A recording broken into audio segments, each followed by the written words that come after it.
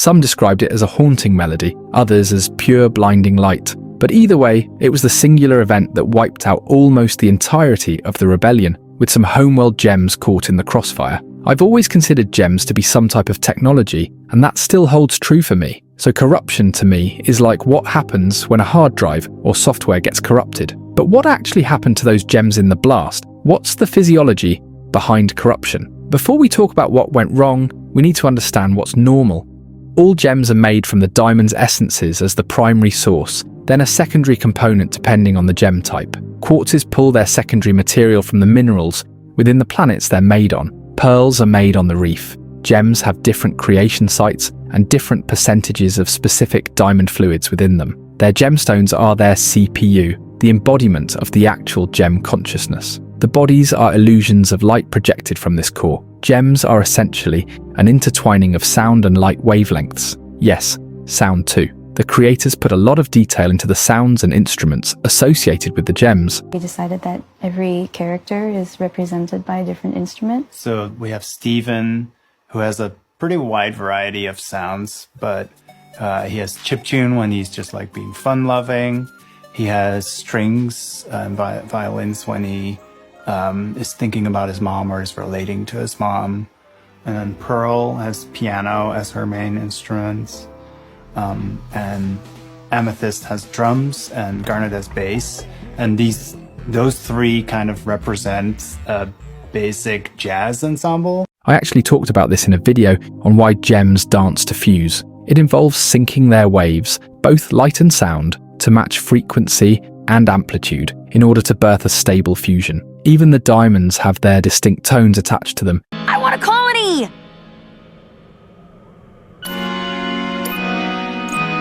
I want one now! Which is why Nephrite described the diamond attack as a song. They actually played it in the clip where Nephrite tries to recap the event. Listen carefully. You stopped. You heard something. From the sky, a sound. A song? The attack was a blast of the diamond's essence, light and sound waves, with their distinct instruments playing in tandem. She heard the diamond's natural sound waves in a chorus, harmonizing to herald the end of days. It must have felt like a haunting siren song, one that disrupted the normal wavelengths of the gems left on Earth. They projected their essences, death, destruction, and vengeance as the driving force, and that's important because the diamonds are known to have both healing and destructive abilities, depending on what they aim to achieve. And let's just say they were in a real destructive mood. The diamond powers work holistically, representing different facets of being. White diamond controls the mind, seeing gems for what they are, getting into the nooks and crannies of their thought processes. Like a telepath, she can control the mental wiring of gems, even totally possessing them like dolls. Yellow diamond controls the body, able to modify them to her liking. Blue controls emotions, causing gems to experience a range of emotions against their will. And pink, she has such an important, deep-rooted function. She controls a gem's core, the gemstone itself, being able to heal the gem's physical stone and mold them at the genetic level. What the corruption blast did was adulterate the features in the gems each diamond controlled. Yellow's blast altered their physical form, giving them monstrous bodies and breaking down their humanoid forms. Blue's altered their emotional state, pouring on them what she felt in the moment, leaving them in a constant state of rage and anguish. White's blast altered their brain chemistry, leaving them in a catatonic state, affecting their reasoning and leaving them in mental confusion. Imagine if Steven Universe had a more medieval fantasy setting, something in the style of the pilot episode. The blast would be like a curse placed by a trio of witches on the valiant knights who bravely fought in the war as punishment for slaying their sister. It essentially turned them into wild animals. This begs the question, what would have happened if Pink Diamond was part of the equation? The answer is simple. There would be no living gems on Earth. That would have been the end of the rebellion right then and there. We see how destructive Pink's blasts and attacks were, cracking Pink Pearl's physical form, trumping White's power on two separate occasions. Her aura was the final piece of the puzzle that would have ended them all, the secret weapon of their attack. Even the diamonds were surprised to see the gems living and just merely corrupted. They thought the blast had wiped everyone clean out. No one should have survived our attack. Centipedal's mind is broken. I've tried to heal her, but it didn't stick. Heal her? But maybe you two can help her. You're so much stronger than me, and I got close. That paints a picture. They fully expected it to. Perhaps they'd done something similar with a rogue colony in the past, which could be one of the many secrets Rose Quartz kept from her teammates. The diamonds being surprised about the corrupted gems further proves even they don't fully understand how their powers work. The matriarchs, the goddesses of gemkind, still have certain areas of confusion, even still discovering new powers themselves. Have been causing you dramatic mood swings? That seems awfully troubling, Stephen. You don't seem troubled. That's because of Blue's cool new power. It makes you wonder about the possibility of a diamond creator, and don't worry, I already have a video on my channel discussing this. It also points to the fact that corruption is something limited to Earth. It's not a phenomenon seen outside the planet. Why did the diamonds attack in the first place? It was retaliation against the Gem Rebellion. A facet of gems had risen up to save Earth and free this colony from the tyrannical reach of the diamonds. Pink Diamond was playing both sides in a sense. As Rose Quartz, she led the rebellion against her family. Then as Pink Diamond, she reported to the diamonds about the real threat of this rebellion to scare them off. But they paid her no mind, not even deeming the rebellion worthy of threat level status. So imagine their grief when they found out Pink had been shattered. The many times she complained about the rebellion probably played over and over in their heads. The memory of them shunning her surfaced, and that guilt and shame ate them up from the inside, which then turned into pure rage and thirst for revenge. They launched the attack on the planet to wipe away every gem left on it, not caring if they belonged to the rebellion or not.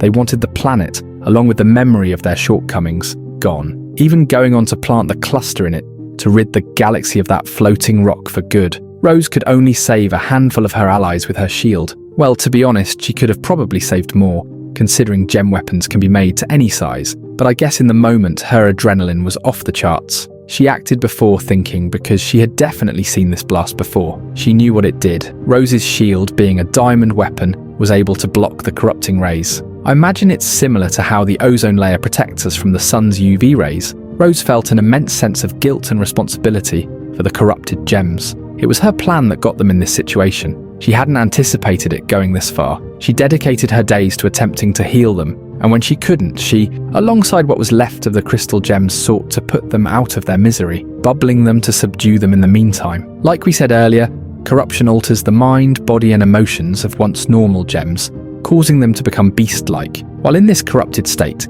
they can barely account for their actions. Their memory becomes tainted, but can be jogged with significant triggers. Think of someone experiencing an alcohol or drug-induced episode of psychosis. There's something strange I noticed about some of the corrupted gems. They're able to carry out some type of parthenogenesis. If that word is strange to you, it's a biological phenomenon where growth and development of an embryo occurs without fertilization by sperm. The offspring produced through this method can be a clone of the mother, particularly in cases where the female produces diploid eggs containing a full set of chromosomes that develop directly. Parthenogenesis is observed in a wide variety of animal species. Some insects like bees, wasps and aphids, crustaceans, fish, amphibians, reptiles like certain lizards and snakes, and even some birds. Mammals are a notable exception, as their reproductive processes generally require contributions from both parents due to genomic imprinting. In essence, the mother clones herself, producing offspring that contain only her genetic material. We see this with nephrite, the starfish clones, and the giant bird. You guys? These things don't have gems. That means there must be a mother somewhere nearby. We should probably find it before anyone gets hurt. I don't know if the gems that display this ability can do so in their uncorrupted states as well, or if that's a corrupt gem-only ability. If so, are there other abilities that develop due to corruption, like nephrite's acid secretions? I mean, it makes sense for a monster to spit acid from its mouth, but where does that role come in when relating to gems designed for piloting? It's essential that these gems are bubbled because they're still a significant threat after they've been poofed. The desert glass, for instance, was still able to mindlessly create sand columns in its poofed state. Aside from directly being impacted by a diamond blast, we know corruption can be spread like a contagious disease, like when jasper fused with the corrupted quartz, and its effect can be worsened by intense emotional distress. We see this with nephrite as well. Jasper fusing with the corrupt gem got me wondering why there aren't more corrupt gem fusions running about. But it's simple really. Fusion takes a lot of intentionality in thinking and combining mindsets, and that isn't an easy feat to pull off between gems whose entire programming has gone haywire. Although the majority of corrupted gems are violent, it doesn't apply to all of them. The heaven and earth beetles, for instance, were so passive that Garnet left them unbubbled. So in essence, corruption is like if humans were turned into animals in a blast. Many animals have the natural tendency to be violent, while some others are more benevolent. And as you would have it, corrupt gems appear phenotypically as animals in the real world. Centipedes, beetles, worms, birds, crabs, and so on. And like animals in the real world, they can be domesticated to an extent. Stephen was able to communicate with the centipedal. In a similar manner, we're able to communicate with some animals, although not through exact speech. And it got even better when he was able to improve her state of being with his healing spit. It wasn't perfect because for true healing of a corrupted gem to take place, all the diamond essences must work in tandem, the very quartet that caused the corruption in the first place. There are a bunch of things in the show people may confuse with corruption, so let's talk about it. First, the fusion experiments. Yes, they act mindless and look beastly, but they are not corrupted gems. They are gems yellow diamond shattered and forced fused together as punishment for the rebellion, but also as early cluster prototypes, all inspired by Garnet. Next, Stephen turning into a pink kaiju. Yup, that wasn't corruption either. I'm not sure one can self-corrupt. Here's what was going on with him. Stephen's shape-shifting powers basically have a mind of their own based on how he sees himself, even affecting the way he acts. In the episodes about his birthday, we see him struggle with age regulation depending on how he's feeling in the moment. Steven Universe Future wasn't even the first time he turned into a monster.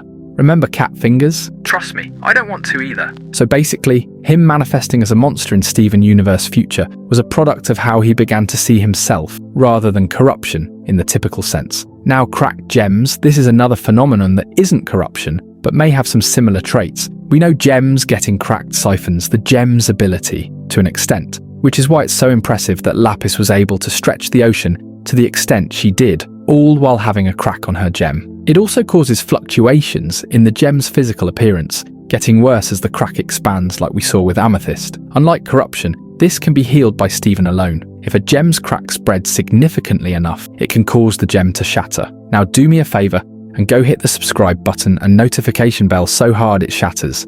Pink Pearl's crack is quite different from the others we see in the series, in that a growing crack appears on her eye with no evidence of physical damage to her gem, which hints at psychological damage. The off-colours and defective gems alike are not corrupt, more like congenitally malformed.